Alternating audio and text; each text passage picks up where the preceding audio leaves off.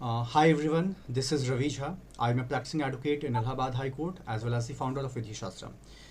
जैसा कि आप लोग जानते हैं कि इस चैनल के माध्यम से मेरा एक छोटा सा प्रयास रहता है कि अमूमन मैं एक ऐसे शख्सियत को आपके सामने लेकर आऊँ, आमतौर पे जिसका ना सिर्फ एकेडमिक फील्ड में एक बहुत ही वास्ट एक्सपीरियंस हो, बल्कि उसके साथ साथ उसका एक प्रैक्टिकल एक्सपीरियंस भी हो। और ये मेरे लिए ऑनर की बात है कि आज हमारे जो गेस्ट स्पीकर हैं वो सिर्फ हमारे लिए एक गेस्ट या इन्वाइटीज़ नहीं है, बल्कि वी आर अ फैमिली। मुझे आज भी आज था वो दौर याद है सन 2013 का, when I was in final year of the law college, और शायद आपने रिसेंटली एडमिशन लिया था and you are in first year. और उसी समय हम दोनों ने एक मूड कोर्ट के दौरान एक डायस को शेयर भी किया था। उसके बाद आई वेंट टू एमिटी, वहाँ मैंने LLM कंप्लीट किया, और जब वापस LLM करके आया तो फिर आपके साथ एक बार मुलाकात हुई। और फ़र्क इस बात का था कि इस बार मैं डायस पे था और आप लॉ कॉलेज के फाइनल सेशन के दौर में आप चल रही थी। तो आस्था, सबसे पहले तो विधि शास्त्रम परिवार में मैं आपका तहे दिल से हार्दिक स्वागत करता हूँ, और इस उम्मीद के साथ कि आज आपके साथ जो भी हमारा कन्वर्सेशन होगा, आमतौर पे उसका फ़ायदा सभी लोगों को मिलेगा। क्योंकि आज का जो टॉपिक है, आस्था, टू बी वेरी ऑनेस्ट, अगर उत्तर प्रदेश लोक सेवा आयोग के द्वारा यूपी PCSJ के सिलेबस में बदलाव नहीं किया गया होता, तो शायद ये जो एक्ट है जिसके बारे में आज हम चर्चा करेंगे, और जिस एक्ट का नाम है the sexual harassment of women at work place act, जिसको कि हम एक निक नेम या शॉर्ट नेम पॉश के नाम से जानते हैं, शायद ना वो मुझे पढ़ने का मौका मिलता और ना ही वो मुझे पढ़ाने का मौका मिलता। और जब ना आपको पढ़ने या पढ़ाने का मौका मिलता तो शायद आज इसके ऊपर मैं आपके साथ डिस्कशन भी नहीं कर रहा होता। तो आस्था, मैं सबसे पहले आपसे ये जानना चाहूँगा कि बेसिकली ये जो महिलाओं के खिलाफ जो उत्पीड़न होता है या इनका जो शोषण होता है, already we have the base of IPC, हमारे पास 1860 का इंडियन पिनल कोड भी है।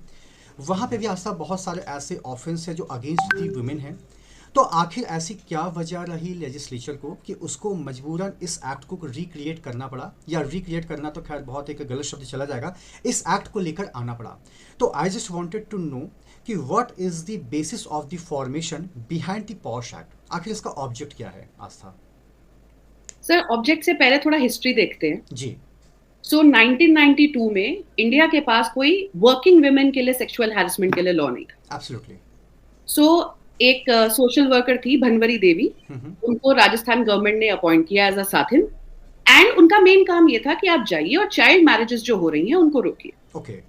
तो अपने काम के चलते वो एक साल की बच्ची का चाइल्ड मैरिज रोकने गई, और वहां पे अब आप इतनी पुरानी प्रथा को जब इंटरफेयर उसमें आप करेंगे तो लोगों को अच्छा तो नहीं लगेगा। बिल्कुल। तो उसके चलते there was a lot of resentment और उनको हैरेसमेंट शुरू हो गई। ऑल्दो उन्होंने इस बात का रिपोर्ट अथॉरिटीज को करी, उन्होंने कंप्लेंट करी, लेकिन उस पर कुछ हुआ नहीं। और जब उस पर कुछ नहीं हुआ, it ended up in Miss Bhanwari Devi to be gang raped. उन्हीं लोगों ने जो उनको हैरेस कर रहे थे उनको गैंग रेप किया। अब इसके चलते एक PIL फाइल हुई सुप्रीम कोर्ट में, एंड उस PIL में मल्टीपल ग्रुप्स ने, विमेन ग्रुप्स ने किया, and Vishakha being the prime one of the groups. Okay. तो उसमें सुप्रीम कोर्ट को ने ये एक्सेप्ट किया कि वर्किंग वुमेन जो है, सर देखिए, औरतें काम तो बहुत सालों से कर रही हैं, बिल्कुल, लेकिन इससे पहले कोई स्पेशल लेजिस्लेचर नहीं था। Of course. तो जब ये इंसिडेंट हुआ, एक आई ओपनर था, और इससे सुप्रीम कोर्ट ने कहा कि ये आर्टिकल 14 जो जेंडर इक्वालिटी के लिए है, 15 जिसमें हम एक तरफ हम फंडामेंटल राइट दे रहे हैं कि आप प्रैक्टिस करिए, आप you carry on any work, profession, business, और तीसरा हम कह रहे हैं आर्टिकल 21 में कि आपको जी राइट टू लाइफ है, राइट टू पर्सनल लिबर्टी है, and that too with human dignity. Of course. End में आप एक लेडी जो कि 50% ऑफ पॉपुलेशन है, जो कि 50% ऑफ वर्किंग फोर्स हो सकती है, पर है नहीं आज भी, उनको आप एक जगह भेज रहे हैं जहां उनको बेसिक ये राइट्स ही नहीं है, कॉन्स्टिट्यूशनल राइट्स। तो sir, this was the basis. अब अगर आप IPC में भी जाएं, आपको भी पता है एक्शन टेक्स टाइम, बिल्कुल, कुछ भी होने से पहले, और हाफ ऑफ द टाइम नहीं सुनी जाती। सो इसलिए सुप्रीम कोर्ट ने कहा कि जब, क्योंकि देश में एक लॉ नहीं है, तो हम कुछ गाइडलाइंस दे रहे हैं। ठीक है। Guidelines will act as law जब तक पार्लियामेंट लॉ नहीं बना लेता है। और वही गाइडलाइंस जो थी उनको, क्योंकि ये Vishakha versus state of Rajasthan था, तो उनको विशाखा गाइडलाइंस कहते हैं। जिसमें सुप्रीम कोर्ट ने सेक्सुअल हैरेसमेंट को डिफाइन भी किया और एम्प्लॉयर को अकाउंटेबल किया। आप अगर किसी की सर्विसेज ले रहे हैं तो आप उनको छोड़ नहीं सकते। हम पुरानी मूवीज भी देखें, इवन इंग्लिश मूवीज, आप देखोगे कि पुराने जमाने में फीमेल्स के लिए अलग से वॉशरूम्स नहीं थे। बिल्कुल। कई गवर्नमेंट स्कूल्स में आज भी नहीं है, जिस वजह से बच्चियों की एजुकेशन रुक जाती है। तो उन्होंने क्या किया, उन्होंने एम्प्लॉयर को अकाउंटेबल किया कि आप अवेयरनेस भी फैलाएंगे, आप एक सेफ एनवायरनमेंट भी देंगे, आप अगर कुछ होता है तो उसको हेल्प आउट भी करेंगे वुमन को, और आप एक्शन भी लेंगे। okay. तो उसलिए फाइनली ये हुआ 1997 का जजमेंट है, और फाइनली लेजिस्लेचर ने 2013 में ये लॉ बनाया। ओके, तो जैसा कि आज भी आपने कहा कि प्रॉपर वॉशरूम नहीं है, तो अगर मैं गलत नहीं हूँ तो the former chief justice of India doctor D Y Chandrachud ने भी इस बात को कोट किया था कि चलिए हम तो नॉर्मल लोगों की बात कर रहे हैं, even the female presiding officers who are serving the nations with the capacity of a judicial officer, even शायद उनके पास भी वो फैसिलिटीज़ अवेलेबल नहीं है इन दियर डिस्ट्रिक्ट कोर्ट। और जाहिर सी बात है जब वो उस पैसेज से गुजरती हैं, तो मैंने बहुत सारे ऐसे केसेस देखे जहाँ पे आप कंट्रोल कर लेते कि नहीं मैं जब घर जाऊँगी तो ही I will discharge and all that.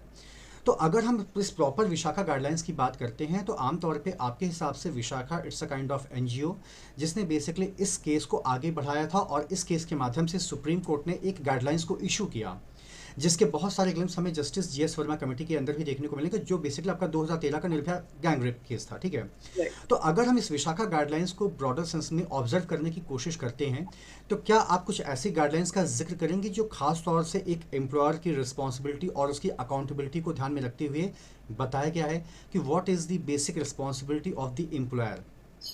Okay, तो सर सबसे पहले तो एम्प्लॉयर की सबसे पहली रिस्पॉन्सिबिलिटी में आ जाते हैं कि आप एक सेफ वर्क एनवायरनमेंट बनाएं। ओके, उस सेफ वर्क एनवायरनमेंट को बनाने के लिए आपको क्या क्या करना है? पहले तो इसका मेनली 3 पार्ट्स में ये लॉ डिवाइडेड है, प्रिवेंशन, प्रोहिबिशन, रिड्रेसल। तो या तो आप प्रिवेंट कर लीजिए, आप प्रिवेंट कैसे करेंगे? एक सेफ वर्क एनवायरनमेंट बना के करेंगे। आप या तो प्रोहिबिट कर लीजिए कि हम कुछ नहीं होने देना चाहते, और अगर वो भी नहीं बचा तो आप आईसीसी बनाकर उसको एक रेजोल्यूशन देंगे। आईसीसी क्या है? एक इंक्वायरी कमेटी। तो एम्प्लॉयर की बेसिक चीजें हैं, एक तो आपके वहां एक आईसीसी होनी चाहिए, इंटरनल कंप्लेंट्स कमेटी, जिसको अब हम इंटरनल कमेटी कहते हैं। अगर आपके 10 या 10 से ज्यादा एम्प्लॉयज हैं तो उसके बाद उस आईसी में भी आपको देखना है कि वो लोग भी ट्रेंड है।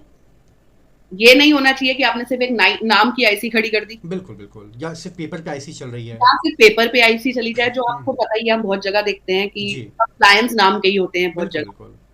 उसके बाद आईसी हो गई, उसके मेंबर्स एजुकेटेड हैं। उसके बाद एक और काम है कि आप उस आईसी के बारे में वाइडली पब्लिसाइज करेंगे। जगह जगह पे आपके ऑफिस में विजिबल जगह पे, कॉन्स्पिकुअस जगह पे होना चाहिए कि हमारी आईसी है, ये लोग इस पे कंप्लेंट कर सकते हैं और इन लोगों को कर सकते हैं विद नेम, नंबर्स एक्सेट्रा।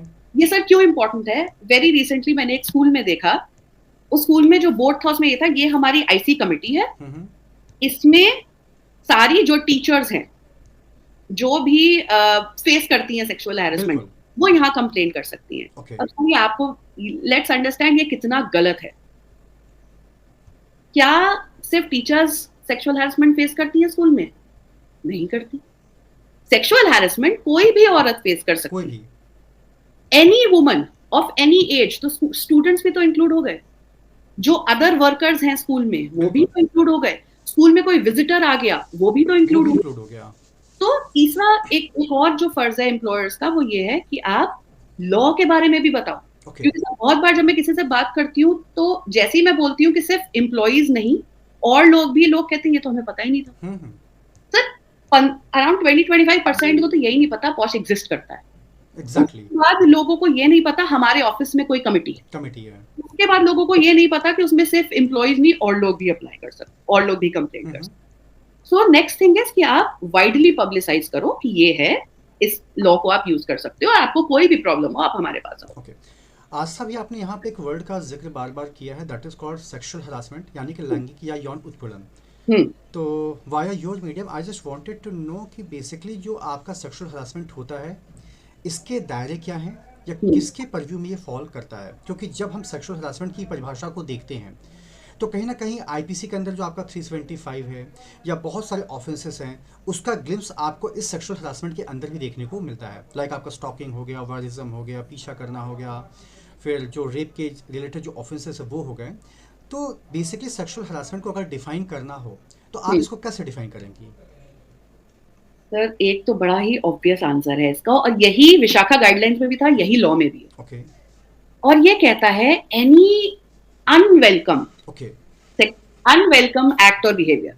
तो अनवेलकम एक्ट इज आपने कुछ ओवर्टली किया, बिहेवियर इज आपने एक्ट भी नहीं किया but you started behaving in a certain way.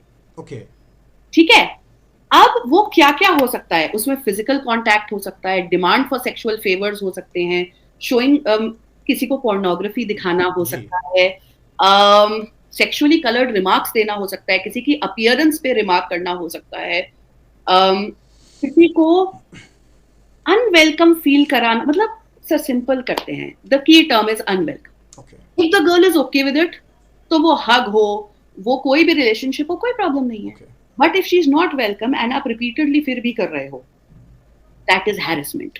तो आस्था, क्या यहाँ पे भी इंटेंट का होना ज़रूरी है?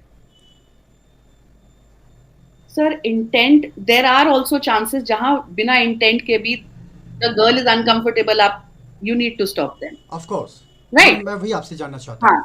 तो इसमें intent obviously will be there. Hmm, अगर आपका इंटेंट, कभी कभी ये भी होता है आपके हिसाब से कोई एक्शन नॉर्मल है, जी बिल्कुल। होता है, और उसके बाद इंटेंट आपकी शायद उस लड़की को मलाइन करने की नहीं है, उसको तंग करने की नहीं है, बट अगर फिर भी वो अनकंफर्टेबल हो रही है, तो even if you don't have a bad intent, उसके लिए तो अनवेलकम है, बिल्कुल। Needs to stop. और सर ये भी ना इसको दो तरह से लेते हैं। एक इसमें होता है जैसे क्विड प्रो क्यो, आप मुझे कुछ दो मैं आपको कुछ दूं, बिल्कुल। तो समथिंग इन रिटर्न। तो इट कैन बी कि आपको प्रमोशन दे देंगे, ओके या आपको सैलरी हाइक दे देंगे, या आपको कोई और बेनिफिट दे देंगे, या फिर ये तो हो गया पॉजिटिव, ठीक है। या डेट्रीमेंटल, डेट्रीमेंटल। तुम्हें जॉब से निकाल देंगे, तुम्हारे को डिमोशन दे देंगे, तो वो भी हो सकता है अथॉरिटी का पावर। देन दूसरा ऑप्शन ये है कि आप किसी का एक ऑफिस में जीना ही मुश्किल कर दो, आप एनवायरनमेंट को इतना टॉक्सिक और हॉस्टाइल बना दो, उसको अनरीजनेबल वर्किंग आवर्स दे रहे हो, उसको आप जानबूझ के एक्स्ट्रा वर्क दे रहे हो जो वैसे नीडेड नहीं था, वैसे नहीं रहने था। कमेंट्स कर रहे हो विच आर अनवेलकम, राइट। तो ये सारी चीजें जो हैं, ये सेक्सुअल हैरेसमेंट के अंदर आएंगी आपके। ओके, तो आस्था, बेसिकली आपका ये कहना है कि सारी चीज़ें सेक्सुअल हरासमेंट के अंदर आ ही रही हैं, बट डिस्पाइट ऑफ दैट यहाँ पे इंटेंट का होना भी ज़रूरी है, एंड अगर कुछ केसेस पे इंटेंट नहीं है तो इट डजंट मैटर कि that acts does not fall within the purview of the definition of the sexual harassment.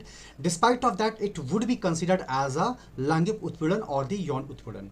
Sir simple है, सामने वाला कंफर्टेबल नहीं है, रुक जाओ, बट आस्था, आपकी इंटेंट ना हो, hardly matters. okay, but Asta, how would you get to know कि that person who is standing opposite you is feeling uncomfortable? मतलब ये आपको कैसे पता चलेगा?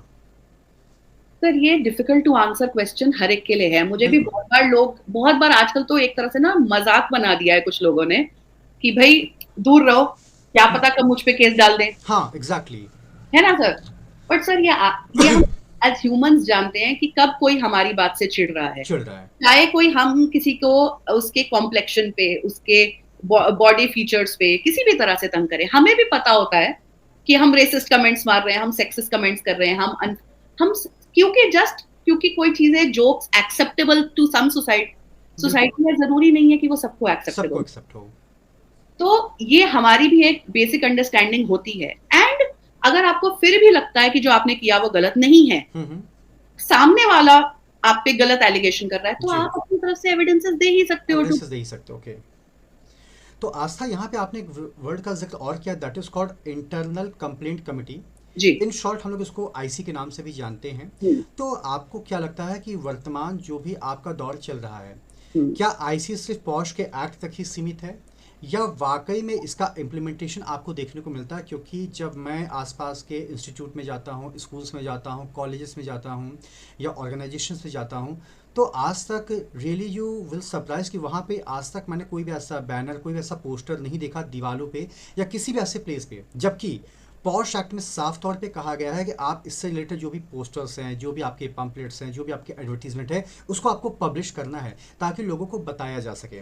तो मेरा आपसे ये सवाल है कि इवन तो इस एक्ट के अंदर पीनल प्रोविजंस हैं कि you have to establish the concept of IC, you have to concept establish the concept of LC, state के परव्यू को ध्यान में रखते हुए। बट अगर ऐसा नहीं होता है तो आपको नहीं लगता कि जो इस एक्ट का एक प्रियम्बल है या ऑब्जेक्ट है वो कहीं ना कहीं डिफीट हो रहा है? और दूसरी बात ये है कि इसके अंदर जो सारी चीज़ें हैं वो हम जब पेपर पे पढ़ते तो हमें बहुत अच्छा लगता है, बट क्या वाकई में आप इस बात से सहमत हैं कि ये चीज़ें इम्प्लीमेंटेड हैं? सो देखिए, like any other law, on paper हमारे सारे लॉज बहुत अच्छे हैं, बहुत कम लॉज है जिसमें मैं गलतियां निकालती हूँ कि ये गलत रह गया। इम्प्लीमेंटेशन हम हर जगह फेल करते हैं। इसमें क्या है, when I look at large corporations, तो वहां मुझे आईसी भी दिखती है, उसका प्रॉपर इम्प्लीमेंटेशन भी टू क्वाइट एन एक्सटेंट दिखता है। Of course. लेकिन जहां हम स्मॉल मीडियम एंटरप्राइजेस पे आ जाते हैं, वहां सब कुछ फेल होना शुरू हो जाता है। बिल्कुल। और सर उसका एक सिंपल सा रीजन है, जैसे जब हम किसी भी, आपको भी पता होगा, जब हम लोग जब पैनल्स पे होते हैं, सारे स्मॉल बिजनेसेस से बात करते हैं, अब अगर समझ लीजिए कोई फूड बिजनेस है, वो एफएसएसएआई को पकड़ता है तो उसका लीगल मेट्रोलॉजी छूट जाता है, वो लीगल मेट्रोलॉजी को पकड़ता है तो उसका कॉस्ट छूट जाता है। है क्या, जब हम छोटी ऑर्गेनाइजेशंस पे जाते हैं, लेस पीपल, फास्ट ग्रोथ और लेस बजट्स, तो ये इम्प्लीमेंटेशंस नहीं हो पाते, नहीं हो पाता है।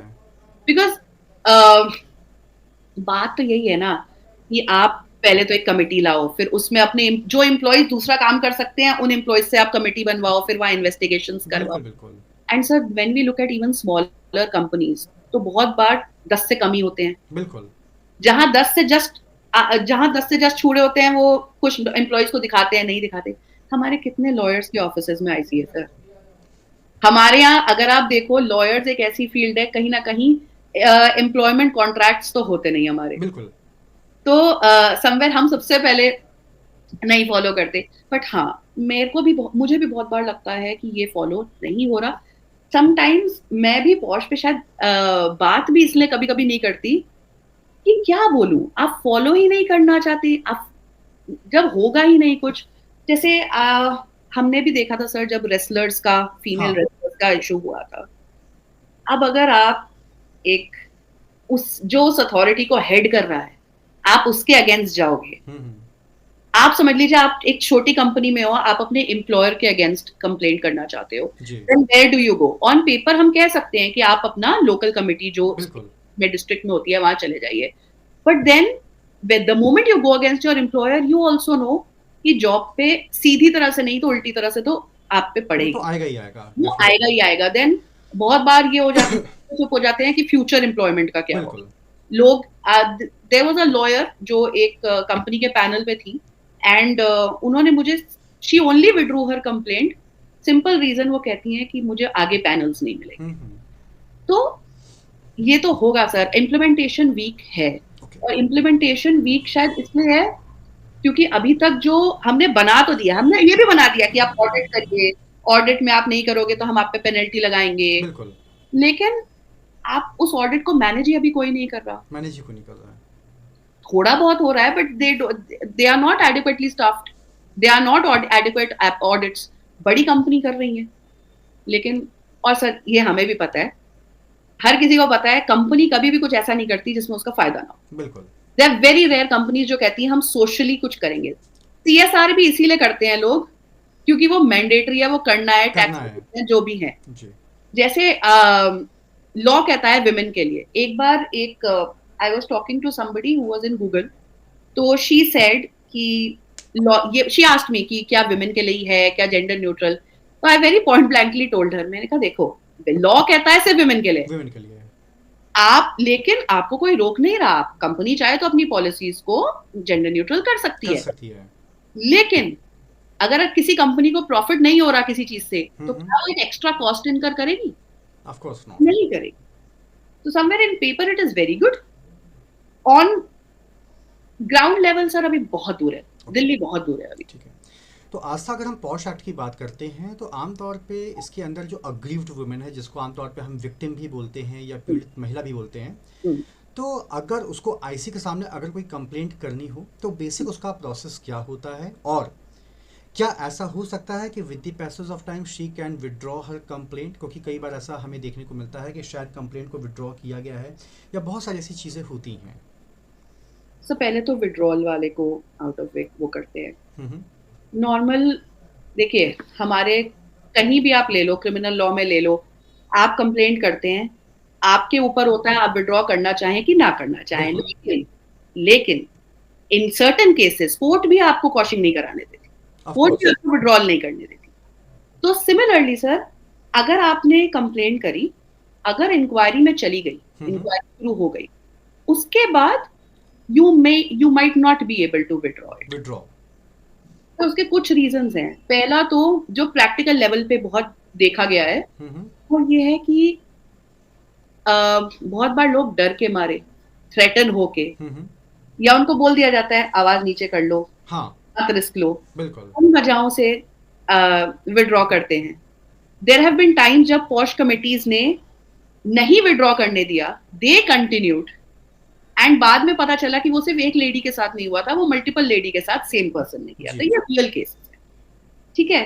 तो अगर वो रहने देते तो एक ऑर्गेनाइजेशन का भी तो माहौल खराब होता है। बिल्कुल बिल्कुल। देन दूसरी चीज हो सकती है सर कि जैसे लिटिगेशन में भी होता है, आप थक जाते हो लड़ते लड़ते, आप कहते हो मुझे I don't want to do it anymore, मुझे और नहीं करना। बिल्कुल बिल्कुल। तो उसमें भी आप सिर्फ इस वजह से नहीं, sometimes the victim is given support कि हम आपको, आप छुट्टी ले लो, आप घर पे बैठ जाओ, हम आपको तंग नहीं करेंगे, लेकिन आप दो अपनी कंप्लेंट को, ठीक है सर। तो ये भी होता है। एंड और इसको फ्लिप करके देखते हैं। अगर एक विक्टिम ने कुछ डाला जी, विक्टिम कह लीजिए या अलेजेड विक्टिम कह लीजिए, उन्होंने कुछ डाला कंप्लेंट, फिर उन्होंने कहा नहीं नहीं नहीं मैं तो वापस लेना चाहती हूँ किसी भी वजह से, और अगर जो रिस्पोंडेंट है जिसके अगेंस्ट कंप्लेंट गई है उसने कहा कि नहीं मेरे पास एविडेंस है, मुझे आप क्यों लटका रहे हो बीच में, बिल्कुल मुझे भी तो क्लीन चिट चाहिए, मेरे नाम पे, तो उनके लिए भी कंटिन्यू करा जा सकता है। एंड सबसे बड़ी बात सर, एम्प्लॉयर को भी तो एम्प्लॉयर के भी दिमाग में, अगर मैं एम्प्लॉयर हूँ तो चाहूंगी अगर कुछ हुआ है, सच्चा एलिगेशन है तो मुझे पता होना चाहिए, झूठा एलिगेशन है तो मुझे पता होना चाहिए। तो आपके ऑर्गेनाइजेशन का एक एनवायरनमेंट भी तो मैटर करता है, ऑफ कोर्स। तो इसलिए a lot of times you might not be able to withdraw, the IC may continue. तो आस्था ये बताइए कि whenever any complaint has been received by the IC and when the investigation process is going on, तो क्या उस दौर में जो अग्रीव्ड वुमेन है या जो विक्टिम है, क्या उसको एम्प्लॉयर की तरफ से या आईसी की तरफ से किसी भी प्रकार का कोई सपोर्ट या रिहैबिलिटेशन मिलता है, और अगर वो है तो वो किन किन रूपों में मिलता है? ओके, तो सर जब आप किसी आईसी को कंप्लेंट करते हैं तो सबसे पहले तो एक तो आपको सपोर्ट ये मिलता है कि आपको फेयर हियरिंग मिलती है, ओके, आपको सुना जाता है। दूसरा, आपको अगर लगता है कि मैं यहाँ पे सेफ नहीं हूँ, क्योंकि नॉर्मली देखा गया है कि इमीडिएट बॉसेस जो होते हैं वो पावर ऑफ अथॉरिटी में होते हैं, तो वो तंग करते हैं, तो आपके जैसे आपका सुपरवाइजर चेंज कर दिया जाए, या अगर आप किसी एकेडमिक्स पोजीशन में है, जैसे कुछ लोग अपने डीन्स या जो भी प्रिंसिपल्स हैं उनके अगेंस्ट, उनको आपकी ऊपर से हटा दिया जाए, वो आपसे डायरेक्ट कम्युनिकेट ना कर पाए, वो आपसे डायरेक्ट आपको काम ना दे पाए, आपसे काम का रिट्रीवल ना ले पाए, तो एक तो आपका सुपरवाइजर ही अगर प्रॉब्लमैटिक है तो उसको हटा दिया जाता है। अगर आपको लगता है कि नहीं, अगर वो इतनी डरी हुई है लेडी कि वो ऑफिस ही नहीं आना चाहती, तो 3 महीने की छुट्टी भी दी जाती है आपको। देन वर्क फ्रॉम होम के प्रोविजंस भी दे सकती है आईसी, ठीक है। ऐसे बहुत सारी चीजें, मेंटल ट्रॉमा या कुछ, अगर उसको मेंटल असिस्टेंस चाहिए या साइकोलॉजिकल थेरेपी चाहिए तो वो भी कर सकती है। तो एक तरह से सर, अगर आप चाहते हो आपको कुकून में सेव कर दिया जाए तो वो भी कर देते हैं। अगर आप चाहते हो कि नहीं मैं ऑफिस आना चाहती हूँ बट मैं इस इंसान से दूर रहना चाहती हूँ, वो भी कर दिया जाए, कर सकते हैं। और दूसरा, अगर कोई है, आपकी प्रमोशन उसी इंसान के हाथ में है, आपकी एनुअल रिपोर्ट उसी इंसान के हाथ में है, तो वो भी हटा दिए जाते हैं। इन शॉर्ट यही है सर कि अगर आप डर के साए में रहोगे तो लड़ नहीं पाओगे। बिल्कुल। और दूसरी बात ये कि फेयर एकदम ट्रायल दिया जाता है, और सबसे बड़ी बात, ऐसे किसी केस में आपकी प्राइवेसी मेंटेन करी जाती है, because that is important, otherwise कोई रिपोर्ट। तो आस्था, अगर हम यहाँ पे फेयर ट्रायल की बात करें तो क्या वाकई we follow the concept of principle of natural justice? क्या वाकई पे यहाँ पे उतनी ही ट्रांसपेरेंसी से अक्यूज्ड को भी सुना जाता है जितनी ट्रांसपेरेंसी के साथ हम विक्टिम को सुनते हैं? सर इस पे on paper, according to the law, according to the where law, victim भी, जब विक्टिम अपनी कंप्लेंट करता है, साथ में अपने विटनेसेस, अपने एविडेंस रखता है और उसको एक फेयर हियरिंग दी जाती है। ठीक है। On the flip same fair hearing respondent को भी दी जाती है। दोनों की प्राइवेसी मेंटेन करी जाती है, दोनों की डिग्निटी मेंटेन करी जाती है till one is proven to be innocent और गिल्टी। तो आस्था ये बताइए कि जैसा कि आपने बताया कि सारे proceedings investigation is going to be conducted by the IC, तो क्या यहाँ पे भी जो विक्टिम या रेस्पोंडेंट हैं या जो अग्रीव्ड या जो सो कॉल्ड अक्यूज्ड हैं, क्या they have to represent themselves और देयर माइट बी पॉसिबिलिटी कि they can be represented by their counsels, their advocate, their attorney? क्या ऐसा हो सकता है कि उनका अटॉर्नी भी उनके साथ आईसी की मीटिंग में रहें या उनको सोलली वहाँ पे अपने आप को रिप्रेजेंट करना होता है? नॉर्मली तो सर सोली ही होता है, but there are times when people are represented by others. Obviously वकालतनामा तो नहीं लगेगा because it's not a court, but normally it is preferred कि आप अकेले जाइए, अकेले रिप्रेजेंट करिए। बट इफ यू नीड, अगर आपको सिर्फ अटॉर्नी नहीं, अगर आपको किसी की हेल्प चाहिए जी, अगर आपको किसी का सपोर्ट चाहिए, जैसे अगर आप इतने ट्रॉमा में हो कि आप कंप्लेंट कर ही नहीं पा रहे, तो भी आप किसी के थ्रू भी कंप्लेंट कर सकते मूव ऑन कर सकते हैं। हाँ, लेकिन नॉट नेसेसरीली अटॉर्नी। अटॉर्नीज करते हैं बट मैंडेटरी नहीं है। तो आस्था ये बताइए, इस एक्ट को लेके क्या मिथ्स अभी फिलहाल चल रहे हैं? क्योंकि एक्ट तो देखिए बहुत सारी बातें करता है, बट जब हम ग्राउंड लेवल पे आते हैं तो शायद ही उनमें से 10% चीज़ें हमें नज़र आती हैं, देखने को मिलती हैं। हाँ। तो what are the major myths about this act, और क्या उसको समय के साथ दूर किया जा सकता है या नहीं? सर सबसे बड़ा मिथ तो ये दो मिथ्स जो मुझे बहुत वाइडली प्रेवलेंट दिखते हैं। एक तो ये कि ये सिर्फ एम्प्लॉइज को सेव करता है, only women employees can complain, जबकि द फैक्ट इज आप कोई भी अग्रीव्ड वुमन हो, अगर आप वहां काम करते हैं, वहां वॉलंटियर भी, जैसे एनजीओज में आप वॉलंटियर करते हैं, you are not any salary, you are not an employ, but still you can complain. अगर आप कैजुअल वर्कर हैं जो डायरेक्टली नहीं इनडायरेक्टली किसी के थ्रू है, कॉन्ट्रैक्ट वर्कर हैं, all these people in relation to that workplace, अगर उनके साथ कुछ हुआ है तो आप पॉश के अंडर कवर होते हैं। दूसरी चीज, अच्छा एक और सर, जैसे ये तो हो गया वर्क प्लेस, ठीक है, हमारे घर है उनपे भी पॉश अप्लाई करता है। वो कैसे? हाँ, तो सर हमारा नॉर्मली जब वर्क प्लेस की बात करते हैं हम, तो डेफिनेशन अग्रीव्ड वुमन की कहती है वुमन किसी भी एज की जो वहां पे या तो काम करती है या जो अलेज करती है कि मेरे साथ यहाँ पे सेक्सुअल हैरेसमेंट हुआ, बिल्कुल कोई भी वुमन किसी भी एज की, तो मतलब उसमें विजिटर्स वगैरह सब इंक्लूड हो गए।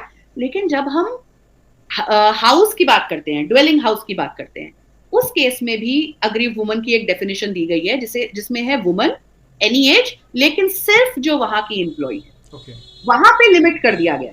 तो आपकी जो हाउस हेल्प है, आपके बच्चों की नैनीज हैं, उन सब पे भी पॉश अप्लाई करता है। I think but they are covered by the local committee ना, if I'm not wrong? Absolutely sir, क्योंकि हमारे यहाँ 10 तो है नहीं लोकल कमिटी का। और दो चीजें हो गई इसमें, एक क्योंकि हाउस में मल्टीपल एम्प्लॉयज तो है नहीं, तो वो 10 लोगों की रिक्वायरमेंट पूरी नहीं होती। दूसरा, अगर आप कंप्लेंट करोगे भी तो अपने एम्प्लॉयर के अगेंस्ट ही करोगे, बिल्कुल। तो एम्प्लॉयर के अगेंस्ट, चाहे आप कंपनी में चाहे यहाँ घर में, जब भी कंप्लेंट करोगे तो आप लोकल कमिटी के पास करोगे। तो फर्स्ट मिथ तो ये है सर। सेकंड मिथ एक और है जो मुझे बहुत दिखती है, वो है लोगों को मैंने कहते सुना है जी हमारे यहाँ 10 से कम एम्प्लॉयज हैं तो हमें तो पॉश अप्लाई ही नहीं करता, विच इज रॉन्ग। लॉ ये कहता है कि अगर आपके पास 10 से ज्यादा एम्प्लॉयज हैं तो आपको इंटरनल कंप्लेंट्स कमेटी अपने ऑफिस में बनानी जरूरी है। ये नहीं कहता कि आप पे पॉश लगेगा तभी। तो अगर आपके पास 10 से कम एम्प्लॉयज हैं तो आप जो है वो एलसी से गवर्न होते हो, लोकल कमेटी से गवर्न होते हो, लेकिन पॉश आप पे फिर भी लगता है। अगर आपके एम्प्लॉय परेशानी में है तो आप उसको हेल्प एलसी के पास जाने के लिए फिर भी करोगे। तो ये भी एक मिथ है जो मुझे बहुत प्रेवलेंट दिखता है। तो आस्था, एक चीज़ मैं आपके साथ शेयर करना चाहूँगा कि एक हमारे पास केस आया था एचडीएफसी बैंक का आज से लगभग 1 साल पहले। तो वहाँ पे मुझे ये जानने समझने का मौका मिला कि इस एक्ट के अंदर बेसिकली जो अग्रीव्ड वुमेन है, अग्रीव्ड पर्सनालिटी है, व्हाटएवर, ठीक है, तो आमतौर पे उनके लिए एक सर्विस रूल होता है और पूरा का पूरा उनका जो प्रोसेस है that should be governed by that service rule. Even कि ऐसे केसेस में ना तो आपके डिस्ट्रिक्ट कोर्ट, ना ही आपकी कोई ट्रिब्यूनल, ना ही आपकी हाई कोर्ट कोई डायरेक्शन देती, वो सिंपली ये बोलती है कि आप अपने एम्प्लॉयर के सर्विस रूल के हिसाब से आप गवर्न होंगे। तो आमतौर पे मैं ये जानना चाहता हूँ कि बेसिकली जो सर्विस रूल्स होते हैं उनके, क्या वो वाकई में इस लेवल के होते हैं कि हम वहाँ से एक न्याय की उम्मीद कर सकें? सर सर्विस रूल्स तो एम्प्लॉयर टू एम्प्लॉयर डिपेंड करते हैं मेनली Exactly. उनको, बट उनको गाइडलाइंस तो बेसिक फॉलो करनी है, उससे वो नहीं हट सकते ना। लेकिन हाँ, ये स्पेशली आपने बैंक का नाम ले लिया है, बैंक की ड्राफ्टिंग तो हम सभी जानते हैं किस लेवल की होती बिल्कुल है। बिल्कुल। आप कभी भी उनको हराने के लिए बहुत ही ज्यादा सर्विस रूल्स उनके मैनिपुलेटेड होते हैं। हाँ हाँ। स्टिल सर, इन जनरल आप सर्विस रूल्स कुछ भी बना लीजिए, service rule are in addition to what the law says okay. और in complementing what the law says. लेकिन आप उसको बिल्कुल ट्विस्ट नहीं कर सकते कि आप कुछ भी ऐसा बना दो जो लॉ को ही फॉलो ना करे। ओके। लॉ तो है। तो आस्था, यहाँ पे मेरा आपसे एक आखिरी सवाल ये है कि अगर कोई महिला she was subjected to this sexual harassment under this act, तो क्या देयर माइट बी पॉसिबिलिटी और is there any kind of chance कि she can also file a complaint before the court और the FIR before the competent authorities? क्या ये दोनों proceeding simultaneously move on हो सकती है या नहीं? देखिए सर, ये पॉश क्या है, पॉश सिर्फ एक आपको इजी वे आउट दे दिया है जी। कि आपको अगर आप अकेले वो पूरा प्रोसेस नहीं करना चाह रहे हैं तो आप अपने एम्प्लॉयर को इंटरनली ही कंप्लेंट कर दीजिए। ठीक है। और सबसे पहले जैसे हमारे डोमेस्टिक वायलेंस में एक प्रोटेक्शन ऑर्डर का हाँ है ना, कि आप सबसे पहले तो मुझे बचा लो, उसके बचा लो। बाद आगे कुछ मांगूंगी। बिल्कुल। सिमिलरली सर, यहाँ भी एक तरह से हम अगर पॉश को देखें तो वही तो है कि आप सबसे पहले तो इस इंसान को मेरे रिपोर्टिंग से हटाओ, मुझे इससे बचा लो, मुझे इससे छुट्टी दिलवा दो, घर पे रख दो, कुछ भी कर दो, या इसको ट्रांसफर कर दो या मुझे ट्रांसफर कर दो। ये तो हो गया जब हमें कोर्ट नहीं जाना। बिल्कुल। हम एक आईसी के पास जाते हैं, उनको कहते हैं आप हमें हेल्प करो। लेकिन सर इससे हमारा क्रिमिनल राइट तो नहीं बचता।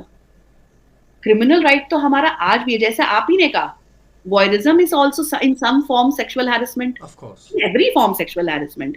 Then आपका रेप भी extreme form of sexual harassment है.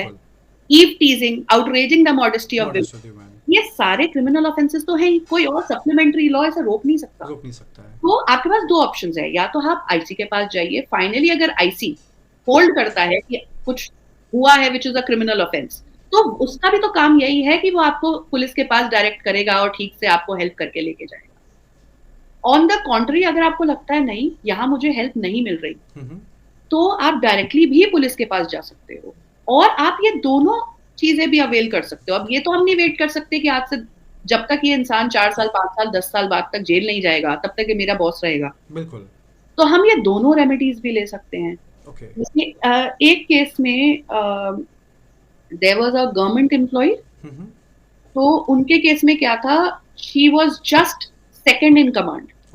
उनकी grievance was against the main principal of that medical college. ठीक है, नाउ उस केस में क्या हुआ, अब वो कहाँ जाए? जब आईसी के पास, नॉर्मली ऐसे केसेस में क्या होता है, आप आईसी के पास जाओगे, आईसी बायस्ड भी हो सकती है, बिल्कुल बहुत केसेस में सर होती भी है, स्पेशली।